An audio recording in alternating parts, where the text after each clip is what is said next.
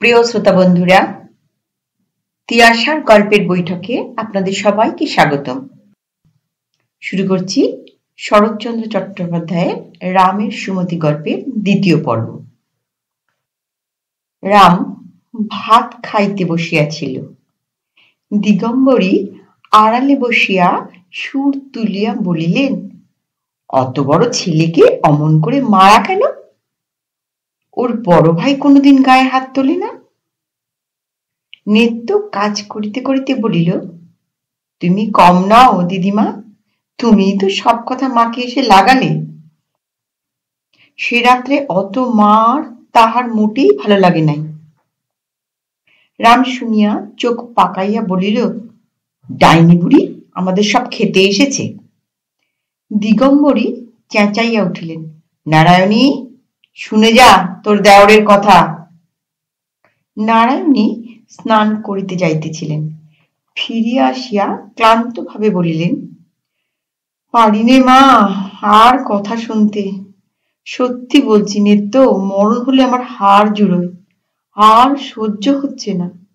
ওরে ওবাদর, এখনো তোর পিঠের দাগ মেলায়নি, এর মধ্যেই সব ভুলে গেলি? রাম জবাব দিল না, ভাত খাইতে লাগিল। নারায়ণী আর কোনো কথা না বলিয়া স্নান করিতে চলিয়া গেলেন। উঠোনের ওপরেই একটা পেয়ারা গাছ ছিল। ভাত খাইয়া রাম তাহার উপর উঠিল এবং নির্বিচারে কাঁচা পাকা পেয়ারা চর্বণ করিতে লাগিল। কোনটার কতকটা খাইল, কোনটার একটু কামড়াইয়াই ফেলিয়া দিল। নিতান্ত কাঁচাগুলো নিরর্থক ছিঁড়িয়া এদিকে ওদিকে ছুঁড়িয়া ফেলিতে লাগিল। দেখিয়া দিগম্বরীর গা জ্বালা করিতে লাগিল। নারায়ণী বাড়িতে নাই। তিনি আর সহ্য করতে না পারিয়া বলিলেন, তোমার জন্য তো বাছা পাকা পেয়ারা দাঁতে কাটবার জন্যেই, কাঁচাগুলো নষ্ট করা কিসের জন্য? রাম কোনোদিনই তাহার কথা সইতে পারিত না, বিশেষত এইমাত্র নিত্যর কাছে মার খাইবার কারণ জানিতে পারিয়া। রাগে ফুলিতেছিল। গাছের ওপর হইতে চেঁচাইয়া বলিল, বেশ করেছি বুড়ি। এই বিশেষণটা দিগম্বরী সবচেয়ে অপছন্দ করিতেন। মুখ বিকৃত করিয়া বলিলেন, বুড়ি? বেশ করছো, আচ্ছা আসুক সে, যেমন কুকুর তেমন মুগুর হওয়া চাই। কি বেহায়া ছেলে বাবা! মার খেয়ে পিঠের চামড়া উঠে গেল, তবুও লজ্জা হইল না। রাম উপর হইতে বলিল, ডাইনি বুড়ি? ডাইনি বুড়ি? যত বড় মুখ নয় তত বড় কথা। পাজি হারামজাদা, নাব নাব বলছি পেয়ারা গাছ থেকে। রাম বলিল, নাববো কেন? তোমার বাবার গাছ? দিগম্বরী খেপিয়া উঠিলেন, চিৎকার করিয়া বলিলেন, বাপ তুললি? শুনলি নেত্য, শুনলি? ঠিক এই সময়ে নারায়ণ ঘাট হইতে আসিয়া পড়লেন। গাছের উপর দৃষ্টি পড়িতেই বলিলেন, ভাত খেয়ে স্কুলে গেলি নে? গাছে চড়েছিস যে? রাম ভাবিয়া রাখিয়াছিল, গাছের উপর হইতে দূরে বৌদিকে আসিতে দেখিয়াই সে নামিয়া পলাইবে, কিন্তু ঝগড়ায় ব্যস্ত থাকায় পথের দিকে নজর করে নাই।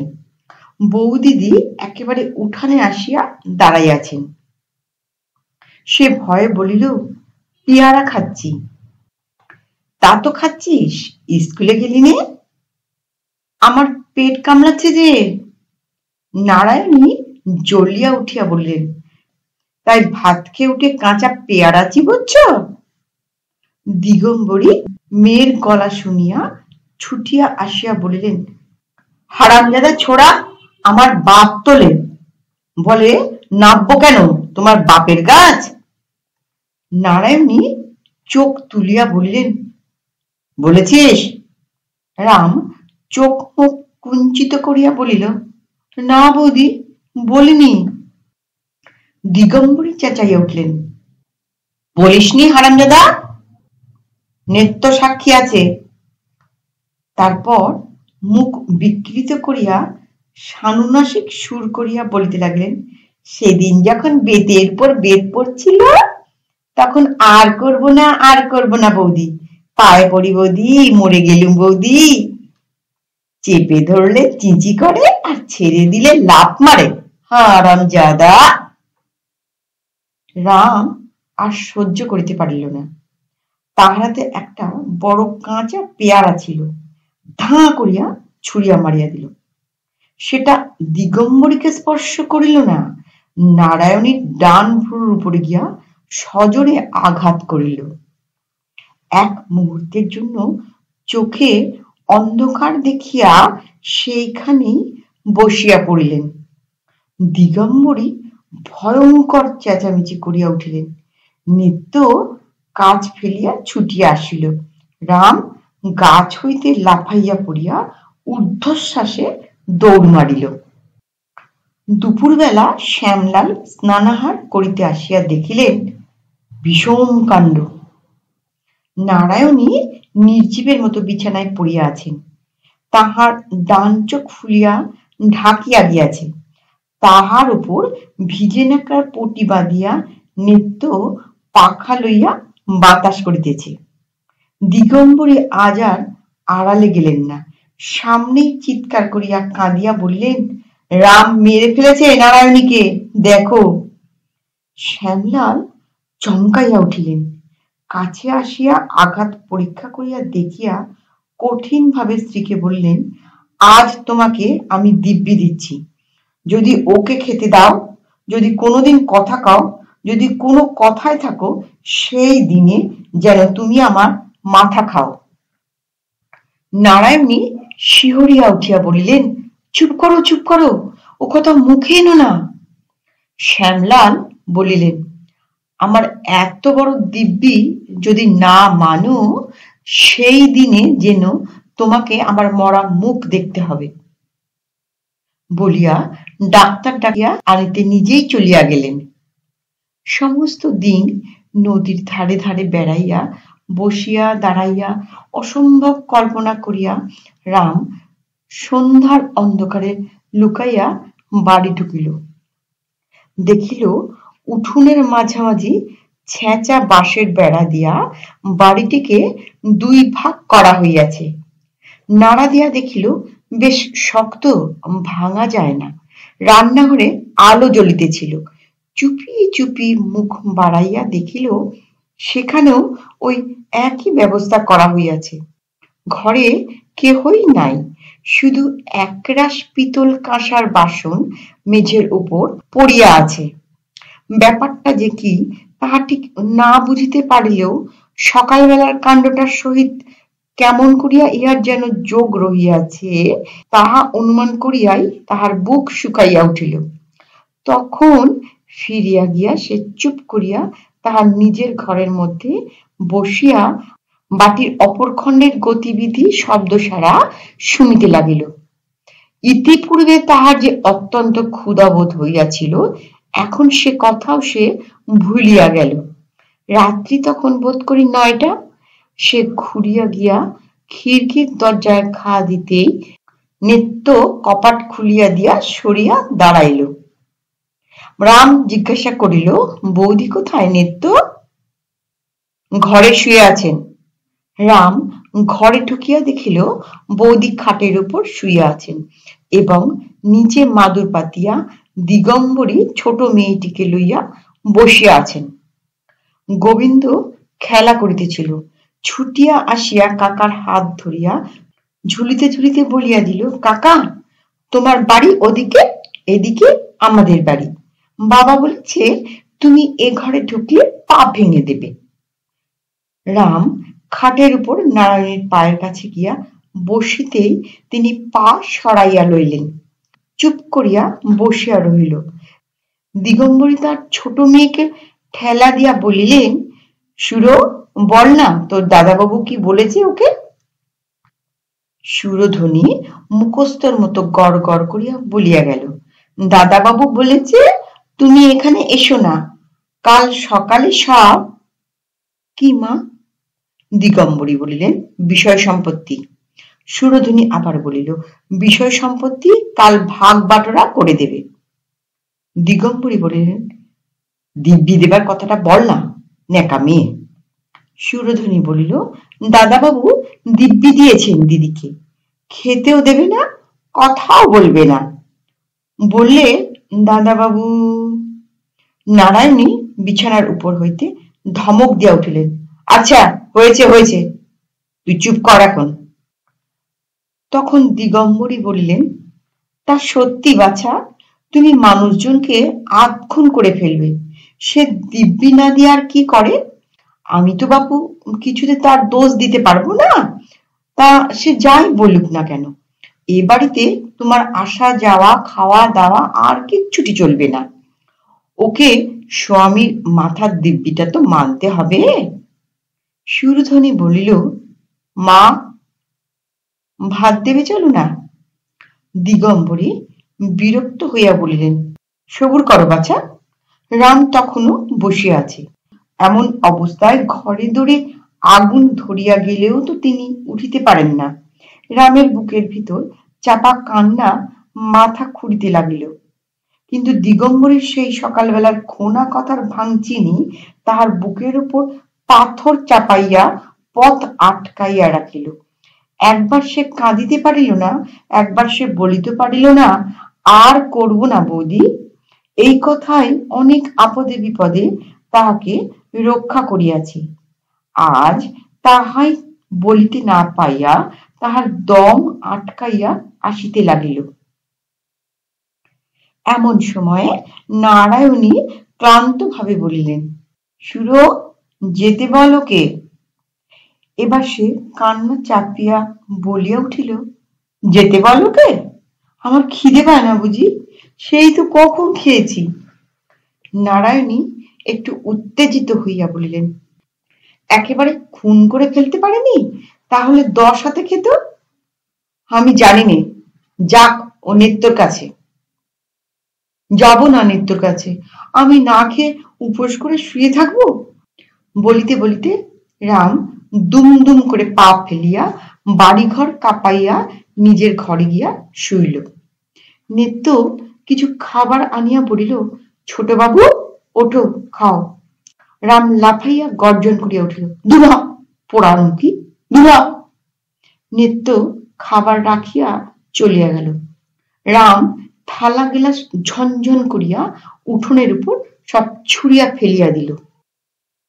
সকালবেলা শ্যামলাল কাজে চলিয়া যাইবার পরে রাম নিজের উঠানে পায়চারি করিতে করিতে গর্জাইতে লাগিল, আমি দিব্যি মানিনি।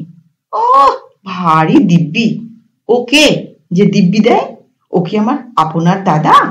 ও কেউ নয়, ওর কথা আমি মানিনি। আমি কি ওকে মেরেছি? বুড়ি ডাইনিকে মেরেছি।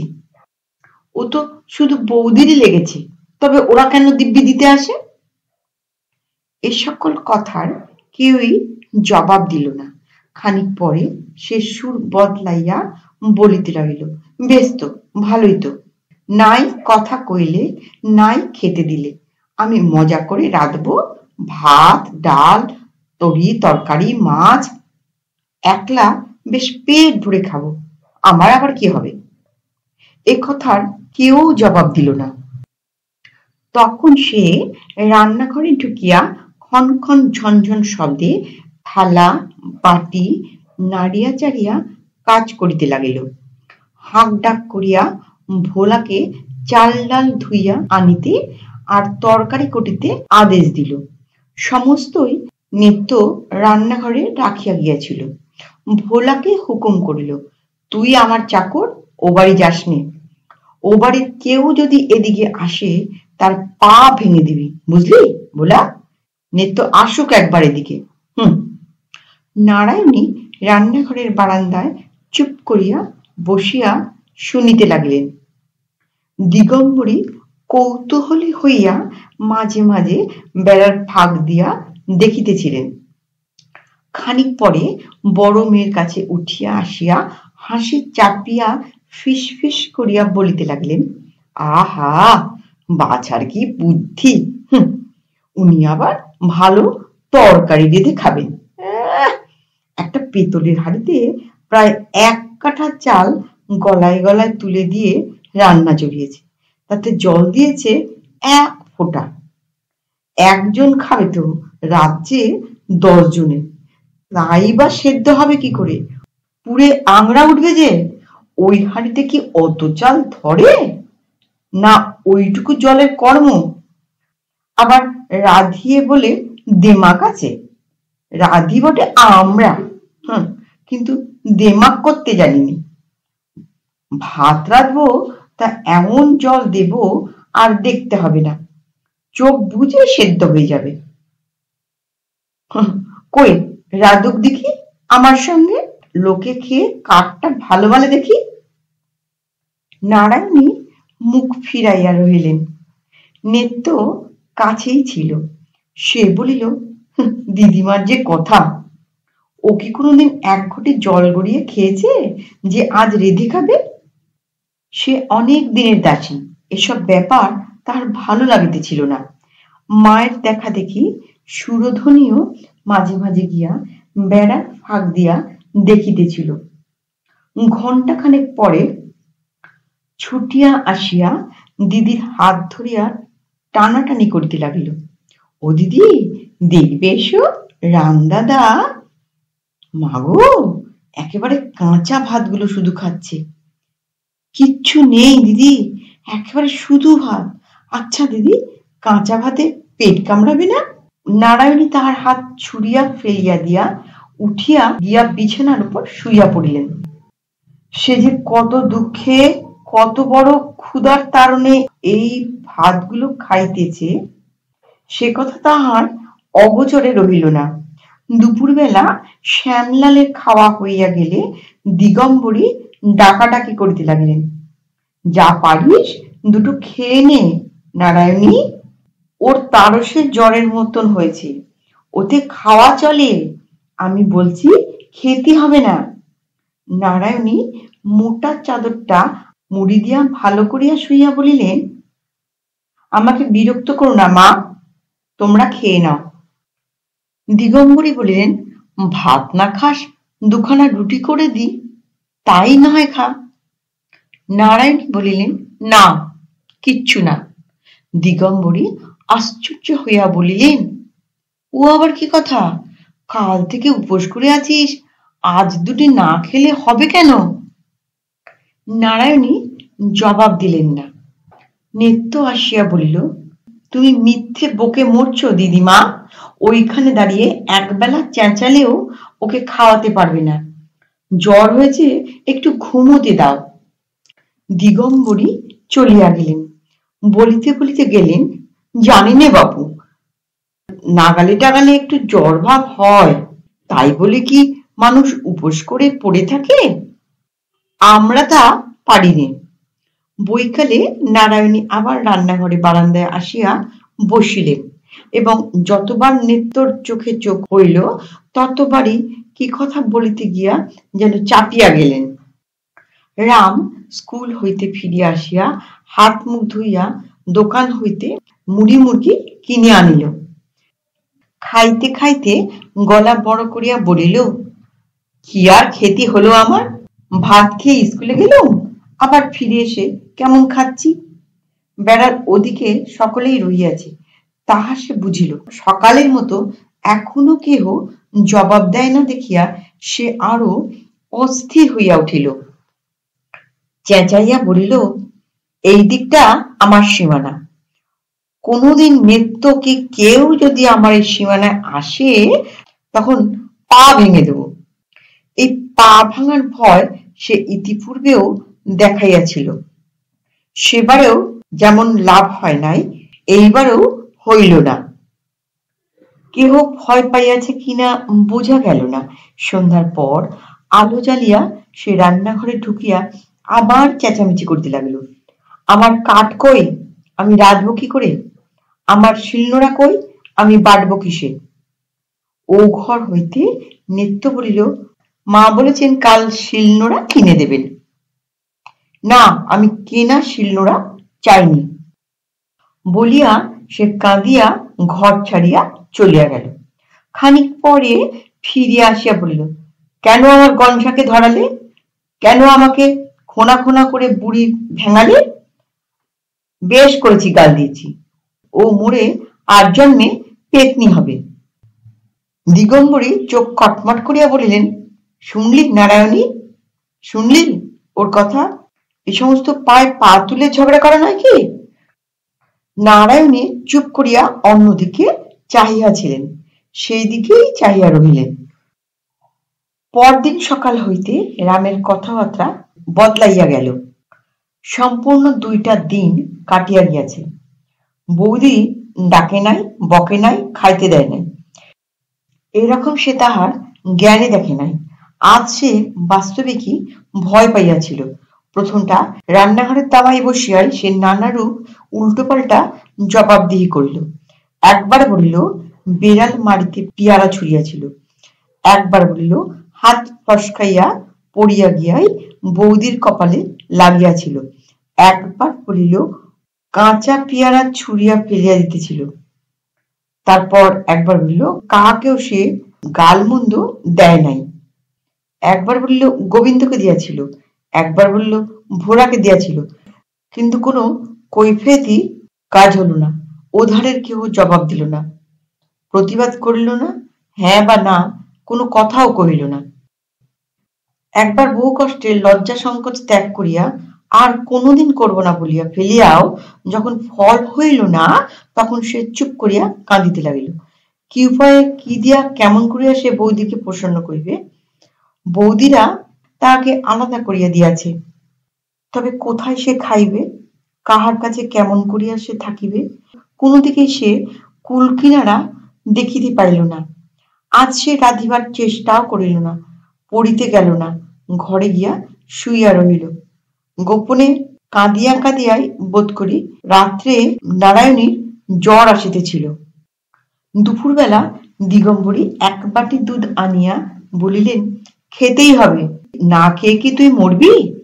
নারায়ণী প্রতিবাদ না করিয়া দুধের বাটি হাতে লইয়া কতকটা খাইয়া বাটিটা নামাইয়া রাখিয়া পাশ ফিরিয়া শুইলেন। তাহার না না করিয়া কথা কাটাকাটি করিতে ঘৃণা বোধ হইল। রাত্রি যখন 9টা বাজিয়া গিয়াছে, তখন নেত্য আসিয়া চুপি চুপি বলিল, মা, ছোটবাবুর তো কোনো সাড়া শব্দ পাইনি, রাত তো ঢের হলো। নারায়ণী বসিয়া কাঁদিয়া ফেলিলেন, লক্ষ্মী মা আমার, দেখে আয় সে ঘরে আছে কিনা। নেত্তর চোখ ভিজিয়া উঠিল, হাত দিয়া চোখ মুছিয়া ফেলিয়া বলিল, আমার যেতে সাহস হয় না মা, বলিয়া বাহিরে গিয়া ভোলাকে সে ডাকিয়া আনিল। ভোলা সংবাদ দিল, দা ঠাকুর ঘরে আছে, ঘুমোচ্ছে। নারায়ণী নিঃশব্দে 2 হাত জোর করিয়া কপালে ঠেকাইয়া চাদর মুড়ি দিয়া আবার শুইয়া পড়িলেন।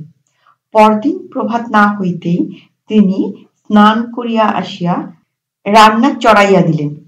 রান্না যখন প্রায় অর্ধেক অগ্রসর হইয়াছে, তখন দিগম্বরী গাত্রোত্থান করিয়া ব্যাপার দেখিয়া আশ্চর্য হইয়া গেলেন। কর্কশ্বরে প্রশ্ন করিলেন, তোর না জ্বর নারায়ণী? তুই না 3 দিন খাসনি? ভোরবেলা উঠে স্নান করে এসে এসব কি হচ্ছে জিজ্ঞাসা করি। নারায়ণী স্বাভাবিক মৃদু কণ্ঠে বলিলেন, রাখছি, দেখতেই তো পাচ্ছ। তা তো পাচ্ছি, কিন্তু কেন? কেন শুনি? তুই কি আমার হাতে খাবি নি? নারায়ণী জবাব দিলেন না, কাজ করিতে লাগিলেন। কাল সমস্ত দিন ধরিয়া রাম এই একটা কথাই ভাবিতেছিল। বৌদিদি না জানি কতই লাগিয়াছে। একটা কাঁচা পেয়ারা লইয়া বারবার কপালের উপর ঠুকিয়া ঠুকিয়া সে আঘাতের গুরুত্ব উপলব্ধি করিবার চেষ্টা করিয়া শেষে ভাবিতে বসিয়াছিল, কি করিলে এই কুকর্মটা মুছিয়া ফেলতে পারা যায়। ভাবিতে ভাবিতে তাহার মনে পড়িয়া গেল, কিছুদিন পূর্বে বৌদি তাহাকে এখানে থাকিতে নিষেধ করিয়াছিলেন। শেষে স্থির করিল, সে আর কোথাও চলিয়া গেলে বৌদি খুশি হইবে। সে একটি ছোট পুটলি বাঁধিয়া লইয়া প্রভাতের প্রত্যাশায় অপেক্ষা করিয়া বসিয়া রইল। নারায়ণী রান্না শেষ করিয়া একখানি থালায় সমস্ত দ্রব্য পরিপাটি করিয়া সাজাইতেছিলেন। দ্বারের কাছে ভোলা আসিয়া ডাকিল, মা! নারায়ণী ফিরিয়া ভোলাকে দেখিয়া বলিলেন, কিরে ভোলা, এ কটা দিন সে বাহিরে গরুর সেবা করিত বটে, কিন্তু রামের ভয়ে ভিতরে আসিত না। ভোলা আস্তে আস্তে বলিল, চুপি চুপি একটা কথা আছে মা। নারায়ণী কাছে আসিতেই ভোলা ফিসফিস করিয়া বলিল, তুমি যা বলেছিলে মা তাই হয়, যদি দুটি টাকা দাও। নারায়ণী বুঝিতে না পারিয়া বলিলেন, কি হয় রে, কাকে টাকা দিতে হবে? ভোলা একটুখানি আশ্চর্য হইয়া বলিলেন, তুমি দাঁড়া ঠাকুরকে চলে যেতে বলেছিলে না, তিনি যেতে রাজি আছেন। আচ্ছা, দুটো না দাও, একটা টাকাই দাও।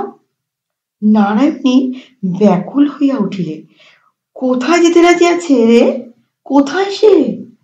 ভোলা বলিল, বাইরে গাছতলায় দাঁড়িয়ে আছেন, বাবার থানের ওদিকে কোথায় তেনার মামার বাড়ি আছে যে। যা ভোলা, শিগগিরই ডেকে আন, বল আমি ডাকছি। ভোলা ছুটিয়া গেল। নারায়ণী কাঠ হইয়া দাঁড়াইয়া রহিলেন। অনতিকাল পরে রাম একটা ছোট পুঁটলি হাতে লইয়া কাছে আসিয়া দাঁড়াইতেই নারায়ণী নিঃশব্দে তাহার হাত ধরিয়া ঘরের মধ্যে টানিয়া লইয়া গেলেন। দূর হইতে দিগম্বরী রামকে রান্নাঘরে ঢুকিতে দেখিয়া আশঙ্কায় পরিপূর্ণ হইয়া দ্রুত পদে আসিয়া ঘরে ঢুকিলেন। ঘরে ঢুকিয়া দেখিলেন, সাজানো থালার সম্মুখে নারায়ণীর কোলের উপর বসিয়া রাম বুকের মধ্যে মুখ লুকাইয়া আছে, এবং তাহার মাথার উপর, পিঠের উপর আর একজনের অশ্রু বৃষ্টি ধারার মতো ঝরিয়া পড়িতেছে। অবাক হইয়া কিছুক্ষণ চাহিয়া থাকিয়া তিনি বলিলেন, ও তাই এত রান্না, খাওয়ানো হবে বুঝি? আমার জামাই যে এত বড় দিব্যিটা দিলেন, সেটা ভেসে গেল বুঝি? নারায়ণী মুখ তুলিয়া বলিলেন, ভেসে যাবে কেন মা? তার কথা আমি অমান্য করিনি, 3 দিন খাইনি, খেতেও দিইনি। দিগম্বরী তীক্ষ্ণভাবে বলিলেন, এই বুঝি অমান্য করিসনি? তবে এ কি হচ্ছে? যে দিব্যি দিয়েছে তার বুঝি হুকুমটাও একবার নিতে হবে না? নারায়ণী কি যেন একটা কঠিন আঘাত সহ্য করিয়া লইয়া সংক্ষেপে বলিলেন, আমার হুকুম নেওয়া হয়েছে। দিগম্বরী বিশ্বাস করিলেন না, অধিকতর ক্রুদ্ধ হইয়া বলিলেন, আমি কচি খুঁকি নই নারায়ণী, হুকুম নিলি আর আমি জানতেও পারলাম না। এবার নারায়ণীর আর সহ্য হইল না, তিনিও কঠিন হইয়া বলিলেন, তুমি কি জানিবে মা, কার কাছে কখন আমি হুকুম পেয়েছি? মা, যার মুখ আছে সেই দিব্যি দিতে পারে। কিন্তু বলিয়া তিনি গভীর স্নেহে রামের লজ্জিত মুখ জোর করিয়া বুকের ভিতর হইতে তুলিয়া ধরিয়া ললাটে চুম্বন করিয়া বলিলেন, কিন্তু যাকে বুকে করে এতটুকু থেকে বড় করে তুলতে হয়, সেই জানে হুকুম কোথা দিয়ে কেমন করে আসে। তোমাকে ভাবতে হবে না মা, এখন একটু সামনে থেকে যাও তো, দুটো খাইয়ে দিই, ও আমার 3 দিন অনাহারে আছে।